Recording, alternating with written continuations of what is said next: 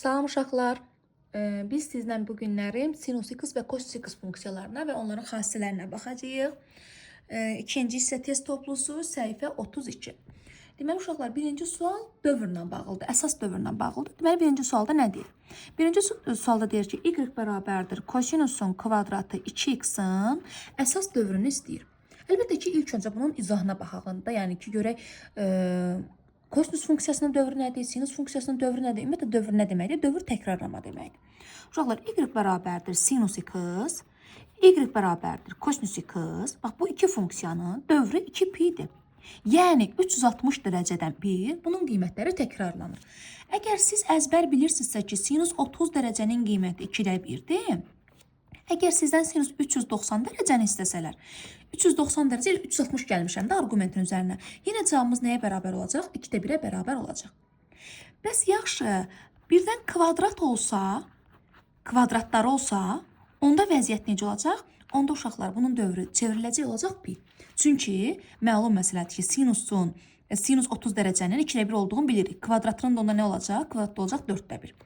Sinus 180 gələndə üzərinə nə qədər elədi? 210 dərəcə. Deyəcəksin, ay müəllim, 210 dərəcə daha mənfi 2-də 1 eləyir. Kvadrat olduğuna görə, onsuz da bunu kvadratda qaldıranda, baxın, eyni cavab alınmış olacaq. Yəni, deyəcəksiniz ki, sinus x, kosinus x-in dövründən danışıramsa, əsas dövründən danışıramsa, bu 2pi-dir. Kvadratlarından danışıramsa, bizim dövrümüz nə olacaq? Pi olmuş olacaq. Yaxşı mı? Bəs indi mənə deyərsən ki, ay müəllim, sinus x-in, kosinus x-i və kvadratlarını əzbərlədim. Bəs mən onun misalını necə həll edəcəm? Axı bu tək kosinus x deyil, burada kosinusun kvadratı 2x daxı. Deməli, onun üçün də başqa bir qayda. Yadınızda saxlayırsınız ki, sinus ax funksiyasında və yaxud da kosinus ax funksiyasında fərqi yoxdur da. Əsas dövr tapılarkən funksiyanın dövrünü, qaydaya yazın, xahiş edirəm, funksiyanın dövrünü x-in əmsalına bölmək lazımdır. Yaxşı, yadda qalar mı? Məsələn, sənə verib ki, y bərabərdir, sinus 5x-in dövrünü tap. Sən nə edəcəksən? Sinusun dövrü nədir? Sinusun dövrü 2pi-dir da. Nəyə böləcəksən? X-in əmsalına 5-ə bölmüş olacaqsan. İndi birinci suala baxıram. Birinci sualda mənə deyirdi ki, y bərabərdir kosinusun kvadratı 2x-in dövrünü tap. Sən də deyirsən ki, ay müəllim, mən bunun dövrünü tapmaq üçün mənə burada kosinusun kvadratı funksiya verilib. Kosinusun kvadratı funksiyasında dövrü bilirəm ki, pi-yə bərabərdir. Pi-ni nəyə bölmək lazımdır? 2-yə. Pi bölünsün 2. Birinci sualın cavabı olacaq pi bölü 2. Belə uzun danışmaqda məqsədim, istəyirəm ki, az da olsa qaydanı yadınıza salın. İkinciyə baxıram. İkinci nə ilə bağlıdır? Qiymətlər çoxluğu ilə bağlıdır. İkinci qiymətlər çoxluğu ilə bağlıdır. Yazıb ki, 4 çıxılsın. 2 dənə sinus x funksiyasının qiymətlər çoxluğunu tap. Qiymətlər çoxluğu birisi də y də deyə bilərdi. Dili ilə qiymətlər çoxluğunu da istəyə bilər. İndi deyəcəksən ki, müəllim, mən bu funksiyanın qiymətlər çoxluğunu necə tapım? Sən bunun qiymətlər çoxluğunu tapa bilməkdən ötürü sinus x-in qiymətlər çoxluğunu bilməlisən. Sinus x-in qiymətlər çoxluğunu da əzbər bilməlisən ki, mənfi 1-dən 1-dir. Yəni, ən balaca qiyməti mənfi 1-dir, ən böyük qiymət də 1-dir. Yerinə qoyaraq, mənfi 1-i yerinə qoyanda nə olacaq? 4, mənfi 2-ni mənfi 1-ə vuranda üstə gəlsin 2, 6. Bir dənə də 1-i yerinə yazacaqsan, 4 çıxılsın 2, bərabərdir 2. İndi mənfi 1-i qoydum, 6 cavabını tapdım, 1-i qoydum, 2 cavabını tapdım. Deməli, mənim funksiyamın qiymətlər çoxluğu, yəni istənilən funksiyanın səndən nəyi istəyir? Onun qiymətlər çoxluğu nə olacaq? Olacaq 2, 6. Yəni, əzbər yadında saxlayın ki, sinus x funksiyasının qiymətlər çoxluğu nəyə bərabərdir? Mənfi 1, 1. İndi soruşa bilərsən ki, ay müəllim, bəs kosinus x-da necədir? O da eyni qaydada. Mənfi 1, 1. Yaxşı, sizdən soruşum, birdən kvadrat olsa necə olacaq? Kvadrat olsa, uşaqlar bilirsiniz də kvadrat mənfi qiymətlər ala bilməz axı. Bu çoxluq var ha, bunu elə bir yardan kəsib tullayacağıq. Olacaq nə? 0, 1. Ay müəllim, birdən modulun qiymətlər çoxluğunu istəsə, o da yenə eyni qayda 0, 1 olmuş olacaq. Hamısını qayda dəftərinizə yazırsınız və əzbərləyirsiniz. Bu da belə. Ondan sonra gəldik 3-cü suala. 3-cü sualda yenə t istənir, dövr istənir. Müəllim, necə tapaq dövrü? 3-cü sualda dövr mü istəyir? Aha, dövr istəyir. 3-cü sualın cavabını necə tapaq deyirsinizsə, yenə həmin qaydanı istifadə edəcəyik. Funksiyanın özünün dövrünü, yəni kosinusun kvadratının dövrü nədir? Pi. Nəyə böləcəksən? X-in əmsalına. Cavabımız oldu neçə? Pi bölünsün 5. Gəldim dördüncü suala. Dördüncü sualda funksiyanın əsas dövrünü istəyir yenə dördüncüdə.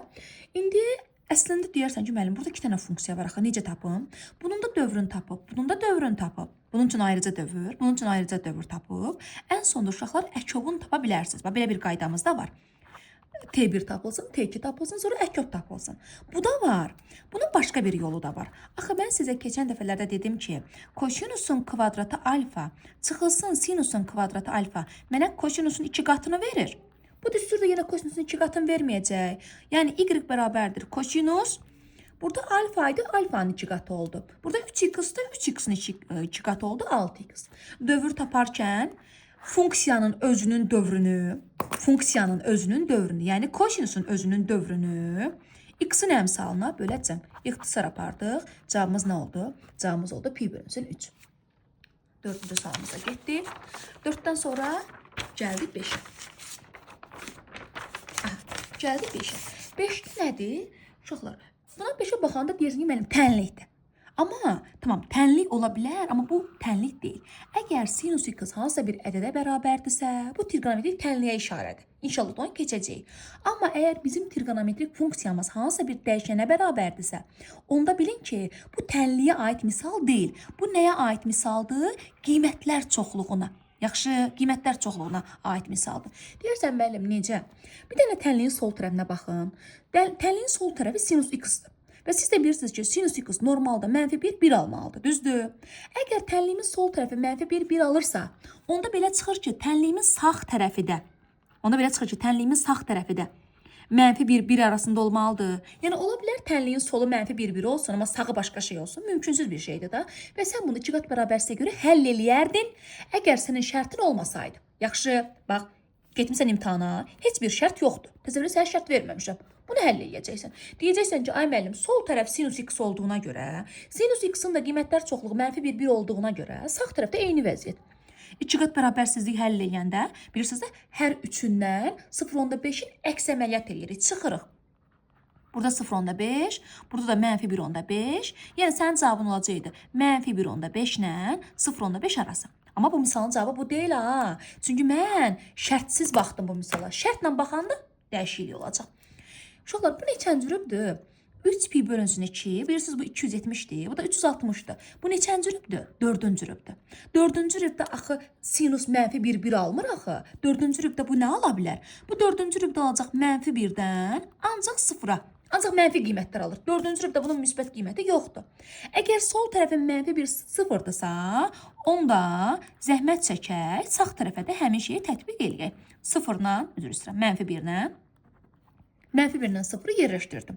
Ondan sonra B-nin qiymətini taparkən 0.5-i hər tərəfdən çıxacam. -0.5, burada olacaq -1.5. Aydındır. 6-cı sual eynisindəndir. Bir dənə baxaq. Yenə də şərtsiz olsaydı başqa cür yanaşacaqdım, amma şərt var. Şərtə baxıram, neçənci rübdür? 180, 270. Neçənci rübdür? 3-cü rübdür. 3-cü rübdə kosinus hansı qiymətlər ala bilər? Ancaq mənfi qiymətləri alır. Yəni, ancaq -1 ilə 0 arasında qiymət alır. Açıq birimiz yerləşəcək -1 ilə 0 arasında. A-nı tapmağa çalışıram. Bax, A-nın yanındakı çıx 1 deyil, əks əməliyyat edirəm, hər tərəfin üzərinə 1 gəlirəm. Bax, elə bil burada 1 gəlirəm, burada 1 gəlirəm, burada 1 gəlirəm. Bura 1 gələndə 0, bunlar getdi, A tək qaldı, bu da 1. Yəni, bizim olacaq A-nın qiymətləri 0, 1 parçada. Yaxşımı? 5-6-da belə. 5-6-dan sonra gəldik 7-yə. 7-də nə istəyir bizdən? T dövr. Qaydamız sabitdir, dəyişmir qayda. Sinusun əsas dövrünü x-in əmsalına böləcəm 3-ə. Ay müəllim, burada 5 var, maraqlı deyil mənə.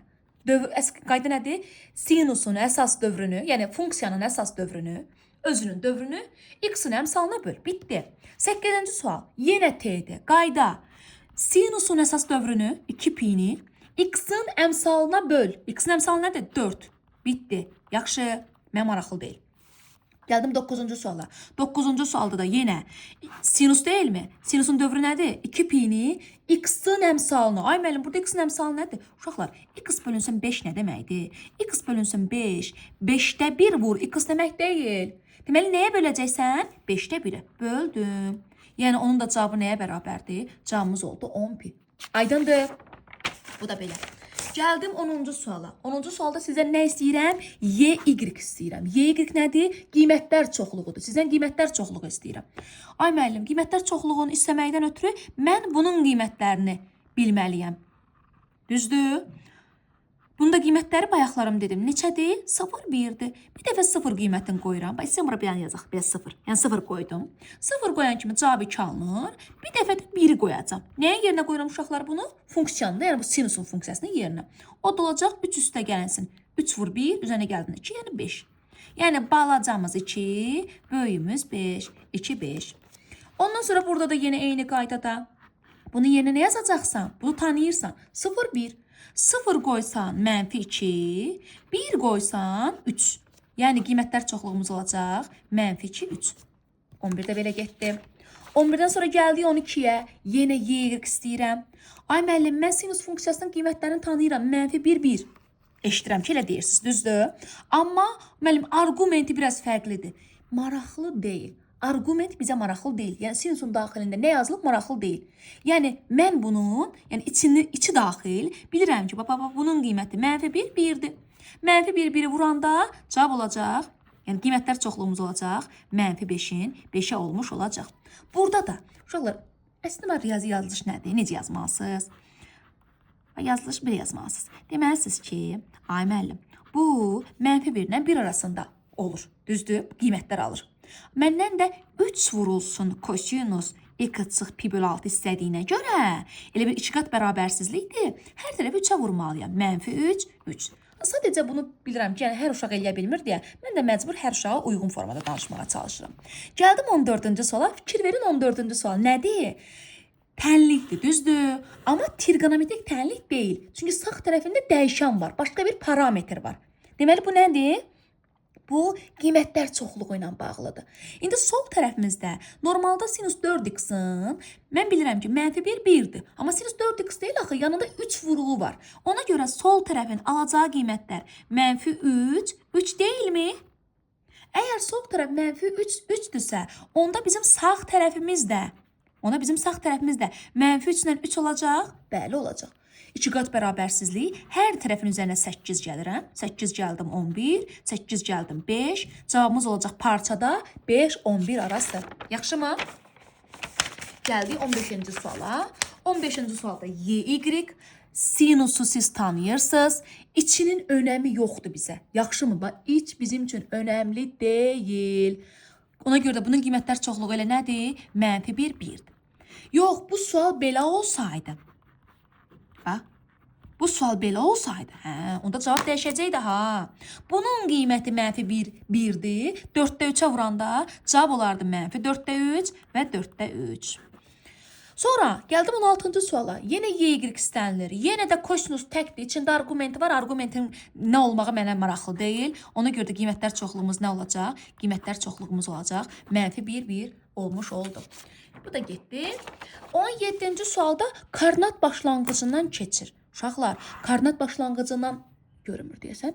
Koordinat başlanğıcından keçir. Nədir koordinat başlanğıcından keçən sinus funksiyası? Tamam, tangens də koordinat başlanğıcından keçir. Amma bu tangensdir. Bu tangens x üstə gəlsin 1-dir. Yəni mən bunu bir vahid yuxarıya sürüşdürmüşəm. Y üzərinə yuxarıya sürüşdürmüşəm. Ümumiyyətlə yadınızda saxlayın ki, sırf koordinat başlanğıcından keçən y bərabərdir sinus x koordinat başlanğıcından keçir. Bir də y bərabərdir tangens x özü koordinat başlanğıcından keçir. Niyə koordinat başlanğıcından keçməyinin səbəbi nədir? Koordinat başlanğıcından keçməyin səbəbi odur ki, yəni x-ə 0 verəndə cavabda 0 alınır. Başa düşürsünüz? Həqiqətən də sinus 0 dərəcədə nə alır? 0 alır da. Məna odur. Yaxşı. Gəldim 18-ci suala. 18-ci sualda Y, düzdür? Burada siz nəyin qiymətini tanıyırsınız? Deyərsən ki, müəllim, mən bu ifadənin qiymətini bilirəm. Mən bilirəm ki, bu ifadənin qiyməti -1 ilə 1-dir. Əla. Qoyuram yerinə. Uşaqlar, -1 versəm cavab nə alınacaq?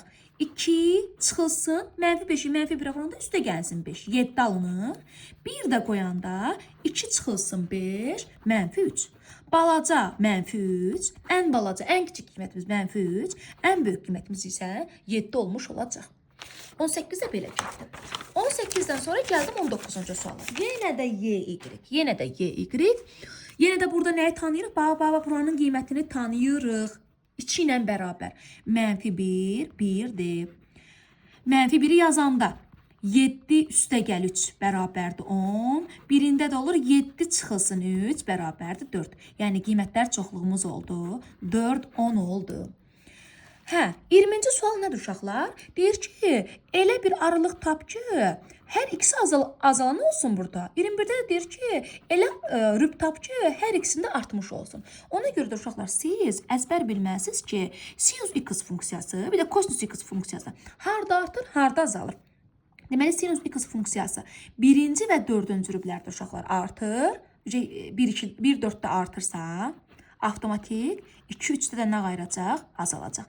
Kosinus isə uşaqlar 3-də 4-də artır, 1-də görünür, 1-də 2-də nə qayırır? Azalır. İndi gəlin baxaq. Hər ikisinin artmasını soruşanda ortaq nə götürəcəksiniz? 4. Yəni 21-ci sualın cavabı nədir? 4-cü rüb. Hər ikisinin azalmasında isə 2-ci rüb. Buna cavabı nə olacaq? 2-ci rüb. Əzbərliyin, xahiş edirəm buranı. Sonra. Ben görüm 21 hardadır. Hə 21'e baxdıqda deyəsən. Hə 21'e baxmışam. 21 getdi. Gəldim 22-ci suala. Görə 22-ci sualda nədir? F(x) bərabərdir sinus x vurulsun kosinus x-dırsa, f(x) üstə gəlsin f mənfi x nədir? Uşaqlar f(x)'ımız var da, super. Bəs f mənfi x nədir? Yəni demək istəyir ki, sinus x arqumentlər yoxdur. Onu çevir mənfi yaz. Tamam, yazaq, problem deyil. Yazdıq. Bəs yaxşı yazandan sonra siz bilirsiniz də, sinus funksiyası tək funksiyadır, kosinus funksiyası cüt funksiyadır. Ay müəllim, tək funksiya olub nə qayırır ki? Tək funksiya olub mənfini verir o dəqiqə qarşıya. Bəs yaxşı cüt funksiya olub nə qayırır? Cüt funksiya olub mənfisini 7. Qutardı. Bu mənim f(x)'ım, bu da mənim f mənfi x-ım. Qoyuram yerinə. F(x)'ın yerinə yazdım sinus x vur kosinus x. Üstə gəlinsin, f mənfi x-ın yerinə yazıram mənfi sinus x vur kosinus x. Uşaqlar, bunlar da bir-birinin əksi olduğuna görə əlbəttə cavabımız nədir? 0-dır. Əgər qaydanı bilmirsinizsə, yazırsınız ki, qaydaya yenə yazırsınız ki, sinus, kosinus nədir üzrsə? Tangens və kotangens. Bax, bu 3 dənə funksiya tək aiddir, bir dənə yeganə kosinusdur ki, bu cüt aiddir. Təklik, cütlüyün də mənası odur ki, təkdə mənfi gördün, at ən qarşıya, müsbət də görsən, ud getsin.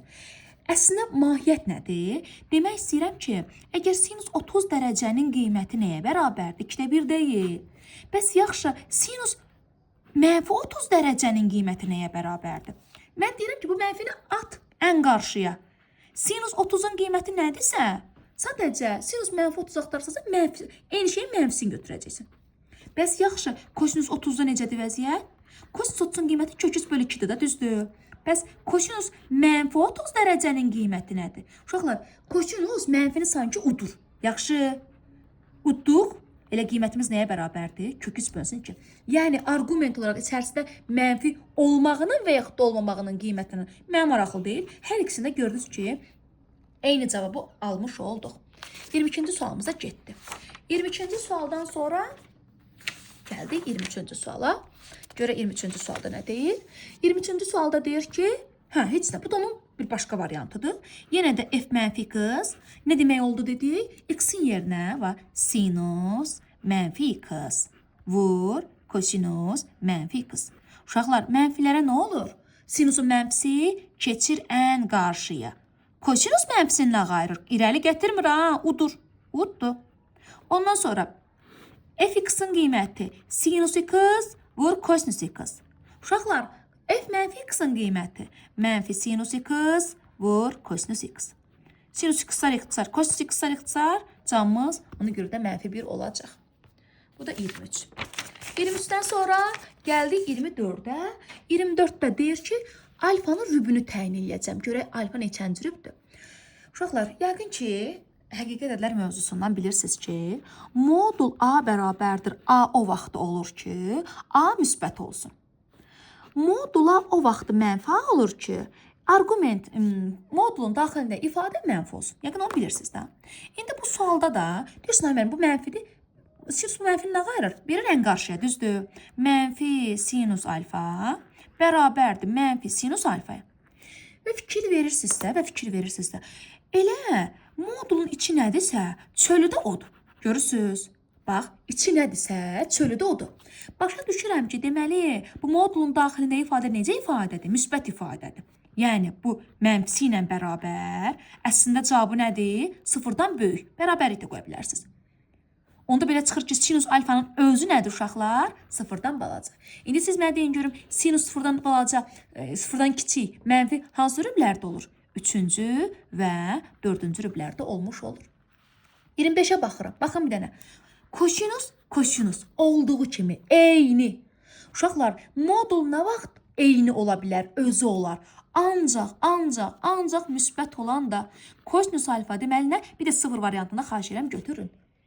Bəs bu nə vaxt müsbət olur? 1-ci və 4-cü rüblərdə. Yəni bunlar əzbərində. Yəni bunlar üçün mən sizə heç nə eləyə bilmərəm. Heç bir köməklik göstərə bilmərəm.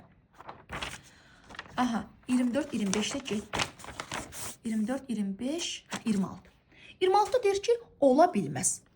Müəllim, necə ola bilməz? Yəni, qiyməti ala bilər, ala bilməz. Siz bilirsiniz ki, kosinusdur, sinusdur, mənfi 1-1 arasında qiymətdir də. Yəni, başqa şey ola bilməz.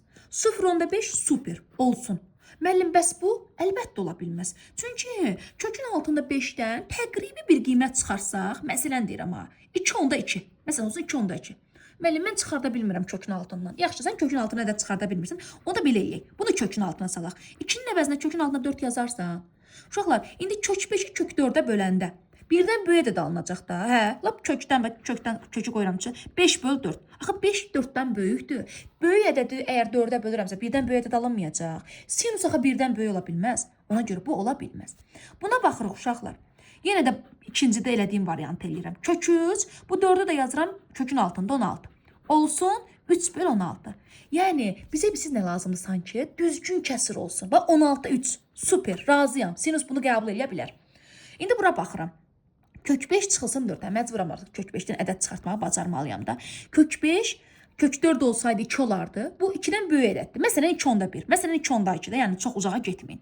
Olsun 2/1. 2/1-dən 4 çıxanda harda olsa -1/9 elədir. Ay müəllim, bəlkə 2/2 yazaq. Yazaq, problem deyil. 2/2 yazsaq, cavab olacaq 1/8. İstəyir 1/9 olsun, istəyir 1/8 olsun. Olmaz axı, kosinus belə qiymət ala bilməz axı. Ala bilməzlərimiz hansılar oldu? 2/4'lər bizim ola bilməzlərimiz oldu. Sonra gəldik 27-ci suala. Görə 27-ci sualda nədir? 27-ci sualda yenə də neçənci rübdür? 3-cü rübdür. 3-cü rübdə kosinus necə işarə alır? Mənfi alır. Ona görə belə yazacaq. Kosinus alfa çıxılsın. Bu çölə necə çıxacaq? Mənfi kosinus alfa kimi çıxmır. Bilirsiniz də burada mənfi varsa elə bir keçir qarşısına. Bax, elə bir məntiqlə fikirləşin. Mənfi keçdi qarşısına. Kosinus alfa üstə gəlinsin kosinus alfa, o da bərabərdir. 2 dənə kosinus alfa olmuş oldu. 27-də getdi. 27-dən sonra baxıram 28-ə. Neçənci rübdür? 4-cü rüb. 4-cü rüb isə bu necə qiymət alır? Mənfi. Ona görə açanda mənfi sinus alfa üstə gəl sinus alfa. O da bərabərdir 0. Uşaqlar, indi deyirsiniz ki, müəllim, sinus alfanın modulu necə mənfi sinus alfa ola bilər? Axı biz demişik ki, modul mənfi ola bilməz. Yəqin siz bura düşürsünüz də, bu onun mənfi olmağı mənasına gəlmir. Sinusun özü mənfidir deyə, qarşıda bir dənə mənfi yazıram ki, birləşsə müsbət olsun. Aydındır, ona görə elə yazırıq. Ümumiyyətlə, ona görə qaydamız belədir ki, əgər modulun daxilində ifadə müsbətdirsə, özü olduğu kimi, yox əgər modulun işarəsi mənfidirsə, modulun daxilində ifadə işarəsi mənfidirsə, onda cavab olacaq mənfi sinus alfa. Yaxşı. 29-cu sualda hansı dövrüdür? Ay müəllim, mən hardan bilim hansı dövrüdür? Hansının dövrünü sən tapa bilərsən? Məsələn, bax, bunun dövrünü biz tapa bilərik də, öyrəndik də bunun dövrünü. Bunun dövrünü öyrəndik ki, funksiyanın özünün dövrünü götür, x-in əmsalına böl. Burada x-in əmsalı neçədir uşaqlar? 2-də 3-dür də. Cavab olacaq 4pi bölünsün 3. Əgər mən bunun dövrünü tapa bilirəmsə, deməli dövr olan budur da. Y variantı. 29. 29-dan sonra gəldik 30-a. 30-da nə istəyir? Y. Ay müəllim, mən bunu bilirəm. Bura 0,1 yazım, bura 0,1 yazım. Toplayıb elə şey qəti eləmək olmaz. Yaxşı. Necə eləyəcəksiniz? Sən qiymətlər çoxluğundan danışmağından ötürü, yəni səndə bir dənə funksiya lazımdır. Ya sinus, ya da kosinus. İkisindən biri. Biri getməlidir. Yaxşı, necə aparaq? Kimlə sağollaşaq? İndi görəcəyik. 7 dənə kosinüsün kvadrat x deyil. Onun əvəzinə 3 dənə kosinüsün kvadrat x. Üstə gəlinsən 4 dənə kosinüsün kvadrat x. Və 7-ni parçaladım da 3-dən 4-ə. Eləmək olar, olmaz? Olar. Və bunlar ikisi bir yerdə. Məncə bilirik də, eynilik deyil.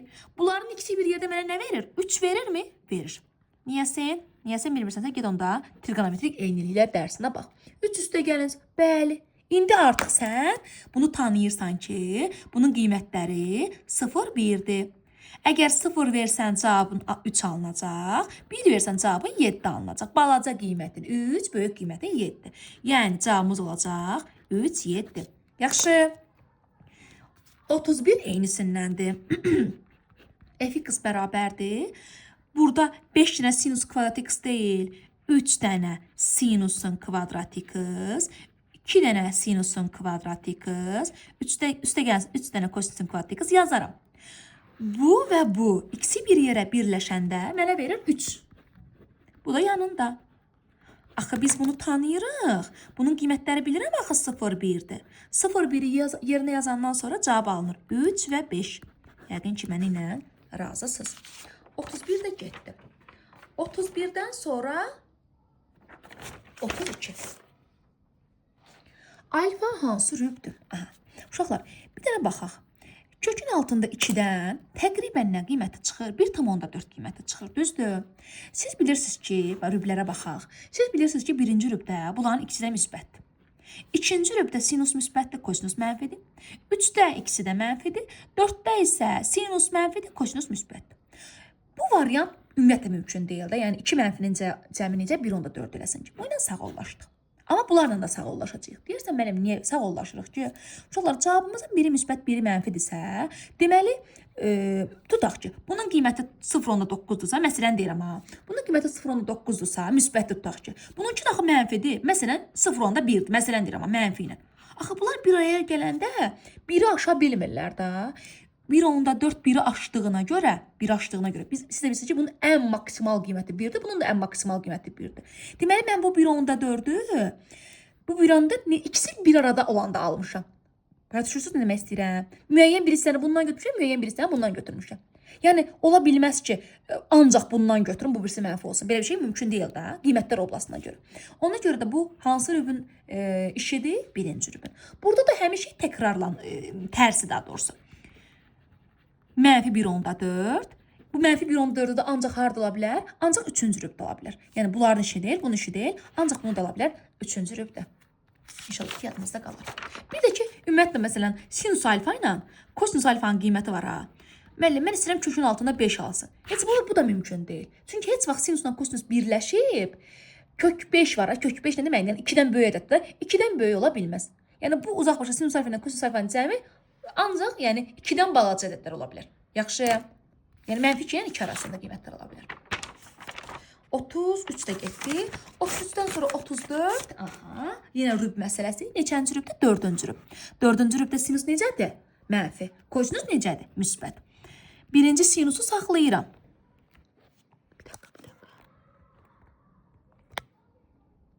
Birinci sinus olduğu kimi qalır. İkinci sinusu mənfi sinus beta yazıram. Ümumiyyətlə, ikinci mötərizəni artıq hesablamağa ehtiyac yoxdur, amma da siz də hesablayaq. Olduğu kimi açıldı. Birinci mötərizəmizin cavabı 0. İkincidən də 2 dənə kosinus beta və sonuç nədir? 0. 35-ə baxıram. Neçənci rübdür? İkinci rübdür. Müsbət, mənfi. Olacaq sinus beta. Olduğu kimi açacağım. Açdım. Burada bəs nə qayırıram? Kosinus beta. Uşaqlar, bax, mən həmişə uşaqlara deyirəm ki, tez olsun deyə. Bax, burada mənfi, burada mənfi. Sanki bir-birlərini müsbətləşdirdi. Buyur. 0 vurulsun 2 dənə kosinus beta. Və bunun da cavabı nəyə bərabərdir? 0-a bərabərdir. Bu da belə getdi. Ondan sonra gəldik 36. Nə istəyir? Y. Tanıyırıq. Mənfi 1, 1. Bunu tanıyırıq.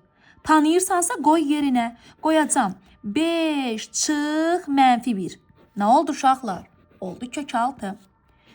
Bir dəfə də qoyacam. 5. Bir dəfə də 1-i qoyuram. Çıx 1. Yəni 4. Oradan da cavab nə çıxdı? 2. Yəni cavab olacaq 2 və kök 6. Belə. 36 ilə də sağollaşdı. 37 eynisindəndir. Yerinə bir dəfə -1, bir dəfə də 1 verəcəm. -1 verəndə oldu. Eynisindən oldu ki.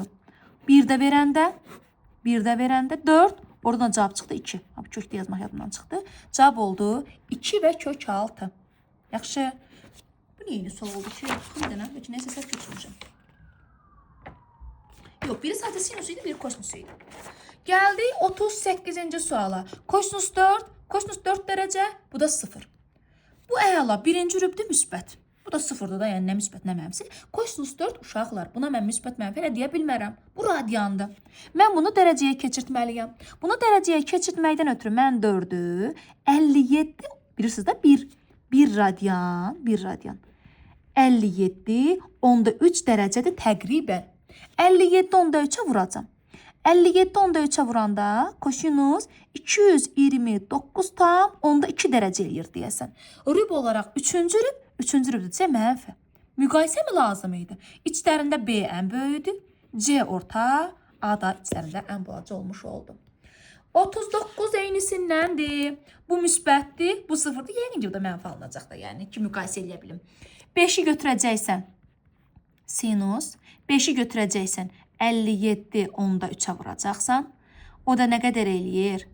220, yox, neçə eləyir? 286 tam onda 5 dərəcə. Neçənci rübdür? 4-cü rübsə mənfi. Yəni müqayisəmizə görə B, sonra gəldi C, sonra gəldi A.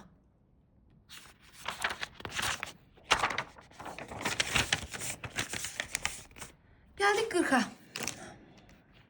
Nə istəyir? 40'a diqqətlə baxaq. Super bir sualdır. Diqqətli olaq buna. Deyirsən, müəllim, niyə diqqətli oluruq? Nə var burada? İndi mən sizə deyəcəm. Kosinus x yerində. Sinus x da yerində. Kotangens x-in əvəzinə, kosinus x bölünsün sinus x yazaq mı? Yazdıq. İxtisar getdi. Kosinus x üstə gəlinsin kosinus x. O da bərabərdir 2 dənə kosinus x. Rastsız mənə. İndi deyirsən ki, ay müəllim, mən kosinus x-in qiymətlər çoxluğunu bilirəm. Kosinus x-in qiymətlər çoxluğu -1'dir. Məndən də 2 dənə kosinus x istədiyinə görə cavaba yazacağam -2 ilə 2. Əgər sən götürüb cavaba -2 2'ni versən, sənin cavabın olacaq səhv. Sən cavaba -2 2'ni parçada yox, nədə verməlisən? İntervalda verməlisən. İndi deyərsən ki, müəllim, niyə belə eləyirsən ki? Niyə parçada yox? İndiyə qədər parçada verirdik. Nə oldu bu intervala keçdi? Uşaqlar, bunun hamısının günahı bilirsiniz nədədir? Bunun hamısının günahı, baxın, buradakı kotangensdədir. Kotangens olan yerdə heç vaxtı, kotangens olan yerdə kosinusu, tangens olan yerdə sinusu parçada yaza bilməzsin. Yaxşı, niyə parçada yaza bilmirik? Bir dənə baxaq, bax. Kosinus x 1'i harda alır? 0 dərəcədə, düzdür? Axı, kotangens 0 dərəcədə təyin olunmuyor, baxı. Başa düşürsünüz? -1'i harda alır? 180'da. Axı, bu təyin olunmuyor bu orada. Ona görə də qeyd dəftərinizə belə bir qeyd deyirsiniz. Yazırsınız, deyirsiniz neydi? Yazırsınız ki, əgər misalın içərisində kotangens varsa, sənin kosinusun -1'i ala bilməz. Parçada yox, intervalda alırıq. Tangens varsa, sinus da həmişə keçərlidir. Yaxşı mı? İnşallah bunu qəşəng əzbərləmək lazımdır. Bəs yaxşı, 41 hardadır? Bir dəqiqə. 41'i tapdım. Uşaqlar, baxın. 41 eynisindən. Görürsünüz. Sinus x üstə gəlinsin. Kosinus x yerində qalır. Tangensin əvəzinə sinus x bölünsün. Kosinus x yazım mı? Yazdım. İxtisar getdi. 2 dənə sinus x. Əla. Sinus x-in qiymətini -1 yazırsansa, heç nə. Bu misal getdi. Ay müəllim, indiyə qədər yazırdıq. Çünki indiyə qədər misalımızın içərisində tangens yox idi. Ona görə -1 yox. Nə yazacaqsan onu? -1'i intervalına yazıb, sənin ifadən 2'ye vurulmalıdır. Yəni, son cavabın nə olacaq? Son cavabın olacaq intervalda -2'nin 2'ye olmuş olacaq. Yaxşı. 42'də nədir? Yenə qiymətlər çoxluq istəyir. 42 qayda. Gözləyin. Deməli, harda yazaq o qaydanı görəsən? Əgər qaydanı bilmirsənsə, qeyd dəftərinə, nə bilim, qayda dəftərinə yaz. Qayda belədir. Aha, qayda belədir. Y bərabərdir. A sinus x. Üstə gələnsən B kosinus x funksiyalarında ən böyük qiymət kökün altında A kvadrat üstə gəl B kvadrat. Ən kiçik qiymət isə kökün altında həmin bu ifadə vardı ha. Bunun qarşısına bir dənə qoysan mənfi. Ay müəllim, məndən ƏKG, ƏBG istəmir, qiymətlər çoxluğu istəyir. Uşaqlar, qiymətlər çoxluğu nə deməkdir ki onsuz da? Qiymətlər çoxluğu ən kiçik qiymətlə ən böyük qiymət arasında hissə deyil, parça deyil. Vəssalam. İndi bu sualda da gedirik ƏBG-ni tapmağa, ən böyük qiyməti tapmağa kökün altında. Əmsal neçədir? 5, kvadratı 25. Əmsal neçədir? 12, kvadratı 144. 169. Deməli, bunun ən böyük qiyməti neçədir? 13. Ən kiçik qiymətin özünüzü yormayın. Onsuz da mənfisidir da. Yəni, bizim qiymətlər çoxluğumuz nə oldu? Mənfi 13-dən 13 oldu. Ay müəllim, burada bəs siz düsturda x yazmışdınız. X yazmışdınız. Burada amma 3x'dir. Olsun da, mənim üçün fərqi yoxdur. Əsas odur ki, argumentlər eyni olsun. X olmasın, 3x olsun. 3x olmasın, 5x olsun. Heç bir fərqi yoxdur. Yenə də 43-cü sualda eyni qaydada ƏBG-ni tapmaqdan ötürü. Ancaq, bax bu içri yox ha. Ancaq əmsal lazımdır mənə. 81, üstə gəlir 144, 225. Onun da cavabı nəyə bərabərdir? 15-ə bərabərdir. Yəni, ən böyük qiymət 15-dir. Qiymətlər çoxluğunu istəyirsə, cavab olacaq mənfi 15 ilə 15. Yaxşı, 43-ümüz də belə getdi. 43-dən sonra gəldik 44-ə. 44-də uşaqlar nədir? Müqayisə. Müəllim, sinus 1, sinus 2. Müəllim, mən bilirəm ki, birinci rübdə sinus artan funksiyadır. Get-gedə artır. Möhtəşəm. Axı, bu kosinusdur. Bəs bunu da qayraq? Siz mənə deyin görüm, kosinus 87-nin əvəzinə sinus 3 dərəcə yaza bilərəm, yoxsa yaza bilmərəm? Müəllim, niyə yazırıq? Əslində, burada çevirmə düsturlarından falan istifadə edə bilərik. Gəlin, istifadə edək. Kosinus 87-ni 90 çıxılsın 3 yaza bilərəmmi? Yazaram. 90 dərəcə əsas dərəcələrdən biridir. 90-a tulluyuram, adını dəyişirəm, keçirtdim 3-ə, birinci rübdü deyə işarə qaldı. Müqayisəyə də qalanda artan funksiya olduğuna görə içlərində A, sonra B, ən böyüklərdə nə olacaq? C olmuş olacaq. Amma uşaqlar, mən bu tipli şeylərdə heç vaxtı çevirməyə istifadə eləmirəm. Ümumiyyətlə, uşaqlarıma deyirəm ki, əzbərləyin bu hissəni. Nəyə əzbərləyirsiniz? Tamamlayıcı bucaqların sinusları kosinuslarına bərabərdir. Tangenslər də kotangenslərin. Tamamlayıcı bucaq bilirsən, hələ cəmi 90 olan. Məsələn, sinus 30 var ha. Sinus 30 dərəcənin əvəzinə sən kosinus 60 dərəcəni deyə bilərsən. Yaxşı, 30 ilə 60 çünki bir-birini tamamlayıcıdır. Lazım gəlsə sən sinus 5 dərəcənin əvəzinə, sinus 5 dərəcəni, kosinus 85 dərəcə istifadə edə bilərsən. Məsələn, tangens 7 dərəcənin əvəzinə, kotangens 83 dərəcədən istifadə edə bilərsən. Qayda nə oldu? Ancaq birinci rübdən söhbət açıram. Tamamlayıcı bucaqların sinusu ilə kosinusu bərabərdir, tangenslə də kotangens bərabərdir. Yaxşı, 44-ümüz də belə getdim. 44-dən sonra gəldik, yenə eyni vəziyyət. 45-ə, kosinus 1, kosinus 2, sinus 87-nin əvəzinə kosinus 3 yaza bilərəmmi? Bəli. Ay müəllim, burada da artandı? Yox. Siz bilirsiniz ki, sinus birinci rübdə artır, bir də tangens ümumiyyətlə həmişə artandı da. Sinusla tangens artır, kosinusla kotangenslə nə qayır uşaqlar? Azalır. Azalan olduğuna görə argumenti artdıqca qiymət əslində aşağı düşür. Yəni, bunların içində ən böyüyü A'dır, sonra B'dir, ondan sonra da gəldi C. Oldu mu? İnanıram ki, oldu. Gəldik, neçənci sualda bu? Gəldik 46-cı suala. Nədir? Y. Ay müəllim, mən modulda sinus x-i tanıyıram, qiymətini də bilirəm.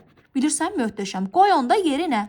Axı, biz bilirik bunun balaca qiyməti 0, böyük qiyməti 1-dir. Qoyuram. Qoyuram 8, 1 üstə gəl 0. Nə istə? 1, 8. Bir də 1-i qoyanda 8 bölünsün. 1 ilə 1-i topladım. 2, 4. Balaca qiyməti 4, böyük qiyməti 8. Buyurun. Oy. Yazanda heç görsənmirmiş ki. Oldu mu uşaqlar? İnanıram ki, oldu. Sonra bir dənə buranı düzəldim.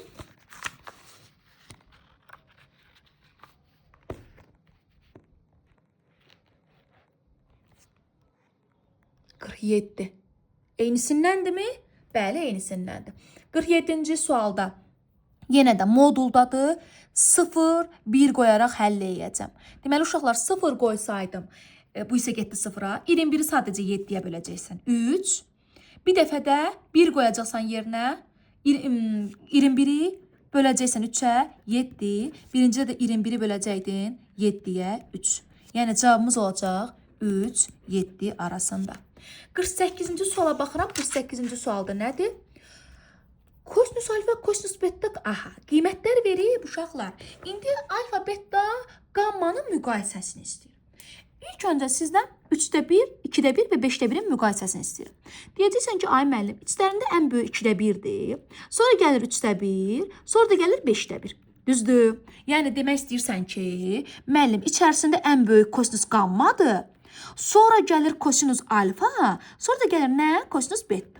Ay müəllim, onda belə çıxır ki, qamma ən böyükdür, alfa ortancıldır, beta da ən balacadır. Yox, tərsinə.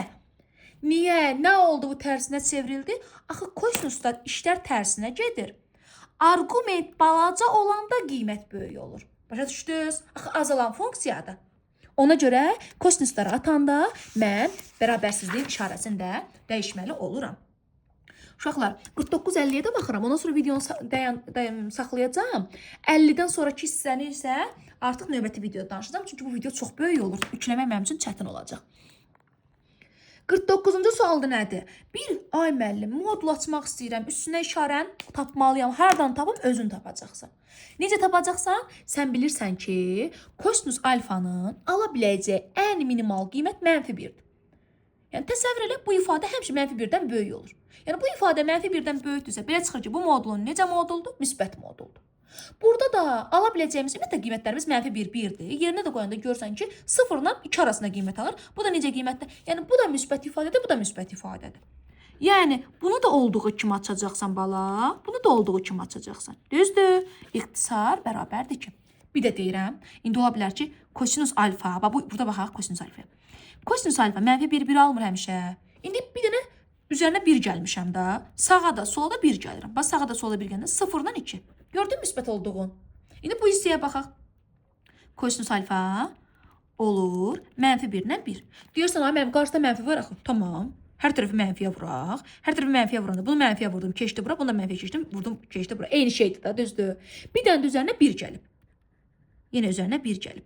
Bilmirəm, bəlkə də çox uzadır ha. Amma istəyirəm ki, hər şeyi qəşəng başa düşəsiniz də. Gördünüz? Yenə müsbət oldu. 50-ci sual. 50-ci sual. Ən qəşəng suallardan biri də 50-ci sualdır. Lap arxaya qalıb ki.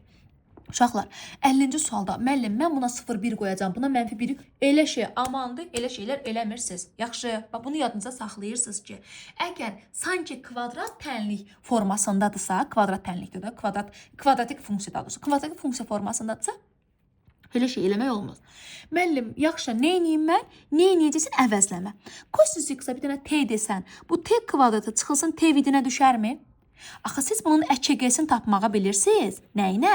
N-lə tapırdıq, düzdür. N düsturu ilə yazanda -b 4ac çıxılsın, b kvadrat bölünsün 4a. Düzdür. 4, a-mız 1, c-miz yoxdur. Fikir verirsiniz, bunun sərbəsəddi yoxdur. 0. Çıxılsın b kvadratı 1, bölünsün 4. Onda cavabı nə olacaq? -4-də 1. Deməli, bu ifadənin ən kiçik qiymət neçədir? Müəllim, onda -4-də 1-dən sonsuzluğa gedir. Yox, sonsuzluğa necə geçsin? Bu, axı, yəni, kosinus funksiyası, necə deyim, o boyda qiymət ala bilməz. Axı, məhdud funksiyadır axı. Bəs yaxşı, ən böyük nə alır? Ən böyüyü tapmaq isə, sən ən böyüyü tapa bilməyindən ötürü isə, sən burada kosinus x-in 3 dənə cəmi tam qiymət alır da. -1, 0, 1. İndi səncə bunların hansını qoysaq bu ən böyük qiymətini almış olar? -1'i. -1'in kvadratı 1, qarşı nə isə 2. Yəni bu ifadə -4-də 1-dən başlayıb 2-yə qədər gedəcək. Bu bir yolu. Bir dənə də başqa yolu nədir uşaqlar? Yəni bir dənə başqa yoluna baxaq. Bir dənə də başqa yolu nədir? Bir dənə də başqa yolu ki, sən burada tam kvadrat yaratmağa. Əslində bu əsl yoludur. Bu əsl yolu budur. Tam kvadrat yaratmağa çalışırsan. Yaxşı. Biz də bilirik ki, bunun tam kvadrat yaranmağından ötürü, bunun yanına nə lazımdır? 4-də 1 lazımdır. Bu 4/1-i hardan tapdım? Özümdən tapıb gətirmişəmsə, bir 4/1 əlavə edirəm, bir dənə 4/1 çıxıram. Ondan sonra bu 3 dənə mənə verəcək kosinus x çıxılsın 2/1-in mötərizə kvadratı çıxılsın 4/1. Razısınız mənə? İndi kvadratın yerinə yaza biləcəyimiz ən minimal qiymət neçədir? 0-dır da. 0-dan çıxanda 4/1 mənfi 4/1. Yaxşı, bu kvadratın yerinə yaza biləcəyimiz nə ədədi yazsam? Uşaqlar 1 yazsam bu ifadə 2/1-ə düşər. Mənfi 1 yazsam olacaq mənfi 1 10/5. Kvadratda qaldıranda işimizə yarayacaq, qəşəng bir şey alacaq. Müəllim, yox, belə şifahi istəmirəm. Yenə də biraz riyazi yolu olsun istəyirsənsə, tamam, o da problem deyil. Onda nə ayırırsınız?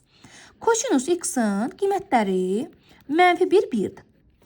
Kosinus x çıxılsın 2/1-i axtarmağa çalışıram. Hər tərəfdən mənfi 2/1 çıxıram.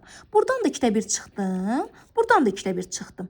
Oldu. 2-də 3 daha elə bil. Bu formada yazıram.